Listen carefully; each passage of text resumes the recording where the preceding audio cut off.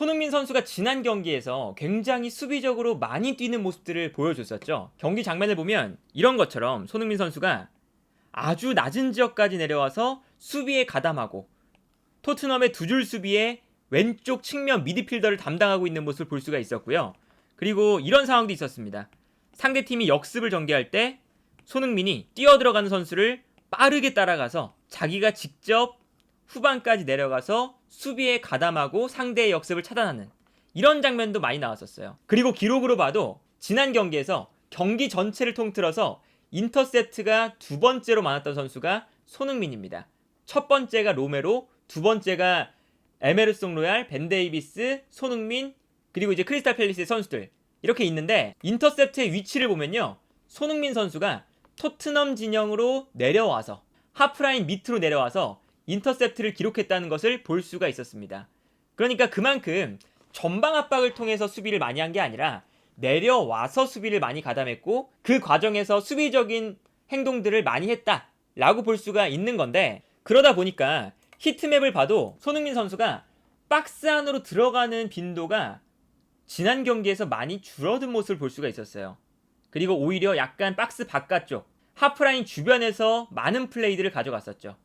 이제 이거를 비교를 해보면 최근에 리버풀, 맨유, 뉴캐슬 이런 강팀들하고 경기를 했기 때문에 가장 최근에 있었던 본머스와의 경기와 비교를 해보면요, 많은 차이가 납니다. 이 본머스와 크리스탈 팰리스는 이제 리그에서 하위권 팀들이니까 두 팀을 상대했을 때 손흥민 선수의 위치를 보면 본머스전에서의 위치는 분명히 공격적인 위치, 박스 안으로 많이 들어가는 모습을 볼 수가 있었고, 반면에 크리스탈 팰리스전을 보면 박스 안으로 들어간 빈도가 많이 줄어들었다, 확실하게 눈으로 확인을 할 수가 있었죠. 그렇다면 왜 이렇게까지 손흥민 선수를 지난 경기에서 수비적으로 활용을 했느냐? 그 이유는 애초에 토트넘의 스쿼드가 밸런스가 많이 무너져 있는 상태이기 때문에 손흥민을 수비적으로 많이 가담시킬 수밖에 없는 상황들이 나왔던 경기였어요. 그러니까 이거는 토트넘의 상황이 얼마나 좋지 않은지를 보여주는 하나의 포인트였습니다.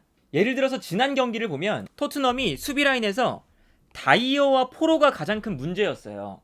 그러다 보니까 둘 중에 한 선수를 빼야 되는데 에메르송이 마침 복귀를 했죠. 그래서 에메르송이 포로 대신 뛰면 어떤 게 문제냐? 다이어가 선발로 출장을 해야 됐죠.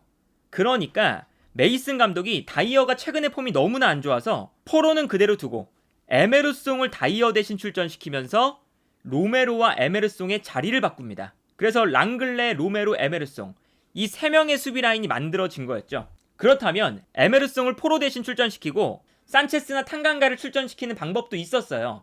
그런데 이건 또 뭐가 문제냐? 산체스나 탄강가가 믿을만한 수비력을 보여준 적이 단 한 번도 없었죠. 그리고 심지어 본머스전에서는 산체스가 랑글레 대신 나왔다가 수비적으로 엄청나게 불안한 모습을 보여주면서 결국 대량 실점을 하게 됐고요. 그래서 어쩔 수 없이 메이슨 감독 입장에서도 산체스도 출전시킬 수 없는 상태에서 포로를 출전시키느냐 아니면 다이어를 출전시키느냐 둘 중에 하나였기 때문에 포로는 그래도 공격력은 살릴 수가 있으니까 포로를 올리고 에메르송을 오른쪽 커버하는 역할로 맡기자 라는 선택을 한 거였죠. 그런데 그러다 보니까 어떤 게 문제냐, 포로를 수비 가담을 거의 안 시키고 수비할 때는 에메르송이 뒷공간을 커버하게 하니까 자연스럽게 한 칸씩 따라가면서 벤 데이비스가 왼쪽 측면으로 내려오게 됐습니다. 그러면서 포백 전형이 됐죠. 그런데 이렇게 되면 왼쪽 측면에 공간이 비니까 손흥민이 수비할 때는 내려와 줘야 됐습니다. 그래서 자연스럽게 아까 보여드렸던 두 줄 수비에서 손흥민이 왼쪽 측면 미드필더를 맞는 상황이 필연적으로 나올 수밖에 없었죠. 그런데 그렇다면 히샬리송을 왼쪽에 두고 손흥민을 높게 올리면 되는 것이 아니냐 라고 할 수가 있겠지만, 이건 또 뭐가 문제냐, 히샬리송이 공격할 때는 올라올 거 아니에요. 그러면 벤 데이비스가 수비할 때는 포백의 왼쪽 수비수의 역할을 하지만 공격할 때는 올라가 주면서 수비 라인은 다시 3백으로 바뀌고 벤 데이비스가 윙백의 역할을 하게 돼요. 근데 여기서 벤 데이비스를 출전시킬 수밖에 없었던 이유는 포백으로 내려갔다가 3백으로 올라가고, 이 왕성한 활동 반경을 커버하기 위해서는 페리시치보다는 벤 데이비스가 체력적으로 더 우수한 선수죠. 그래서 벤 데이비스를 출전시킬 수밖에 없었는데 저 공간이 많이 올라갔다 내려왔다 해야 되는 아주 체력적으로 힘든 역할이니까. 그런데 벤 데이비스가 나오면 측면 공격이 원활해지지가 않죠. 공격적인 측면이 이 선수는 또 부족하다 보니까. 그래서 히샬리송을 왼쪽에 두면 사실상 히샬리송과 벤 데이비스 이 두 선수의 조합은 왼쪽 공격은 버리겠다는 거나 마찬가지거든요. 너무나 투박해서. 그러니까 어쩔 수 없이 히샬리송을 오른쪽, 손흥민을 왼쪽에 배치하기 시작했습니다. 실제로 히샬리송이 페리시치가 나왔을 때는 메이슨 감독이 왼쪽에 두었던 경기도 있었어요. 그러니까 페리시치와 히샬리송의 조합은 어느 정도 유연한 공격이 되는데, 페리시치가 있으니까 벤 데이비스와 히샬리송의 조합은 너무 투박하다 라는 판단을 이번 경기에 내린 거고, 그러다 보니까 손흥민이 왼쪽 측면 공격수 자리 나오면서 포로의 수비력은 또 보완을 해줘야 되고, 그러니까 포백을 만들 때 벤 데이비스가 내려가면 손흥민도 같이 내려가줘야 되는 상황이 나올 수밖에 없었던 겁니다. 그래서 왼쪽 측면 미드필더처럼 수비를 했고, 많이 내려와서 수비 가담까지 열심히 해줘야 되는 역할이었던 거죠. 그러니까 이게 얼마나 토트넘의 스쿼드가 불균형한지를 알 수가 있는 부분이죠. 아무래도 손흥민 선수는 최전방에서 뛰어나갈 때가 가장 뛰어난 선수고, 그 위치에서 최근에 또 폼이 좋았거든요. 그런데 어쨌든 토트넘이 최근에 득점은 많이 하지만 실점이 너무 많아서 성적이 안 나왔었기 때문에,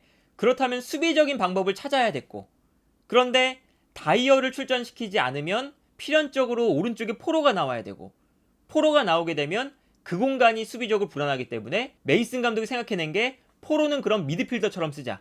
그렇다면 3백과 4백을 병행하는 과정에서 손흥민이 내려와서 수비할 수밖에 없는 상황이 또 나오는 겁니다. 그리고 더군다나 왼쪽 풀백에는 벤 데이비스가 나오니까 히샬리송이 왼쪽에서 뛰는 것도 메이슨 감독이 원하지 않았던 것 같고요. 그러니까 분명히 이 손흥민이라는 최전방에서 가장 잘하는 선수가 있는데, 이 선수를 내렸어야지만 수비가 안정되는 스쿼드가 되고, 그리고 결국에는 수비가 안정화가 되면서 실제로 승리를 거뒀잖아요.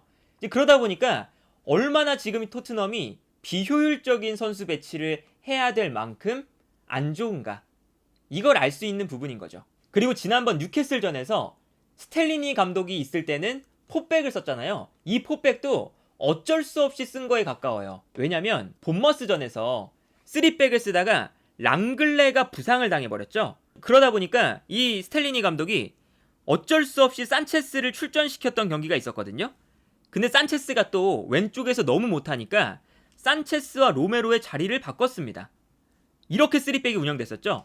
근데 여기서 문제는 포로도 수비가 안 되고 산체스도 수비가 불안하니까 여기서 너무나 수비적으로 문제가 많았고, 본머스전에서 산체스가 들어왔다가 다시 교체가 돼서 나갈 정도로 최악의 퍼포먼스를 보여줬거든요. 그러다 보니까 그 다음 경기가 뉴캐슬전이었어요. 그래서 뉴캐슬전에 산체스를 쓰기가 힘드니까 이 자리에 누가 나와야 되냐 라는 고민을 했고, 랑글레와 벤 데이비스 중앙 수비수 2명이 모두 부상을 당해버린 상태니까 탄강가와 산체스를 못 쓴다면 결국 산체스를 아예 빼버리고 포백을 할 수밖에 없었던 상황이 나왔던 거죠. 그런데 또 이렇게 포백을 하니까 포로와 페리시치, 특히 포로 같은 경우는 풀백으로 뛸 만큼의 수비력을 갖추고 있지 않고, 페리시치 또한 윙백으로는 그래도 어느 정도 수비력은 보여주는데, 풀백 자리에서 안정적인 수비를 바라기에는 사실 이 선수가 측면 수비수라고 볼 수는 없으니까 이것도 맞지 않는 역할이다 보니까 결국에 이 뉴캐슬전에서의 포백이 좌우 측면에서 흔들리고, 또 다이어도 사실은 3백이 아니다 보니까 커버하는 범위가 늘어나면서 흔들리고, 사실상 로메로밖에 제대로 된 수비적인 역할을 수행할 수 있는 선수가 없어서 뉴캐슬에게 초반부터 실점을 엄청나게 했었죠. 결국에는 3백으로 바꿨고요. 그러니까 이런 걸 보면 사실은 토트넘이 얼마나 이번 시즌을 준비하는 데 있어서 잘못되었는지를 알 수가 있는 거죠. 특히나 풀백 자리에 에메르송도 있었고 스펜스도 있었고 도어티도 있었는데, 스펜스는 안 쓴다고 영입하자마자 다시 임대를 보내고, 도어티도 겨울 이적 시장을 통해서 이적시키고, 포로를 영입했는데 포로는 수비를 못하고, 그리고 겨울 이적 시장에 도어티를 안 떠나보냈으면 도어티라도 출전시키면 되는데 수비할 선수가 없으니까 에메르송 로얄이 부상을 당하자마자 포로 쪽에서 수비가 엄청 흔들리고, 그리고 중앙 지역에서는 이번 시즌 시작할 때부터 중앙 수비수 영입이 필요하다 라는 이야기가 나왔지만 결국 다이어를 믿고 갔고, 그러다 보니까 다이어가 계속해서 수비적인 미스를 이번 시즌 내내 했었고, 지난주에는 분명히 다이어가 뛸 수 있는 상태였는데 아예 메이슨이 선택조차 하지 않는 이러한 상황까지 온 거거든요. 그리고 히샬리송도 마찬가지죠. 손흥민과 케인, 클루셉스키 이런 선수들이 있는데 굳이 공격수를 또 사오면서 특히나 히샬리송을 영입할 때 조금 더 창의적인 유연한 선수가 필요하지 않느냐 라는 이야기를 들었지만 어쨌든 토트넘이 콘테 감독의 선택이든 어쨌든 히샬리송을 데려왔거든요. 그러니까 지난주 같은 경기 히샬리송이 너무나 투박해서 왼쪽에 둘 수가 없으니까 손흥민을 왼쪽에 배치시키고 수비를 시키는 이런 장면이 또 나오게 된 거거든요. 그러니까 여러모로 토트넘이 이번 시즌을 시작할 때 선수단을 구성하는 과정에 있어서 굉장히 잘못돼 있었고 결국에 시즌 막판에 도어티라도 있었으면 이렇게 수비가 흔들리지 않았을 텐데 라는 생각이 들게끔 또 만드는 상황이 나오고 이런 걸 보면 얼마나 토트넘이 지금 구단을 운영해가는 데 있어서 선수단을 꾸리는 데 있어서 굉장히 좋지 않은 길을 걷고 있는지를 알 수 있지 않았나 라는 생각이 들고요. 사실 남은 시즌은 몇 경기가 남지 않았기 때문에 손흥민 선수가 수비적으로 희생을 해야 되는 경기가 많이 나올 수가 있어요. 왜냐면 남은 시즌도 토트넘의 수비 라인은 똑같고 포로와 다이어 이 두 선수 중에 한 명은 빼야 되는데 다이어를 빼면 산체스나 탄강가가 나와서 또 잘 못해주니까 이 선수들을 출전시킬 수도 없고 그러면 에메르송 로얄을 3백에 쓰면서 또다시 지난주와 같은 포백 전형을 써야 되거든요. 그렇게 되면 또 손흥민 선수가 내려와서 수비를 많이 해야 되는 상황이 나올 수가 있습니다. 그래서 이번 시즌 남은 기간 동안 손흥민 선수가 수비적으로 좀 많이 뛸 수가 있는데 다음 시즌에는 토트넘이 이렇게 불균형한 최전방에서 침투를 가장 잘하는 손흥민을 수비적으로 쓸 수밖에 없는 이러한 상황이 나오지 않도록 다음 시즌 영입이 정말 잘 되어야 되겠다. 그렇지 않다면 손흥민이 다음 시즌도 수비적으로 많은 희생을 가져가야 되는 경기가 또 나올 수가 있다.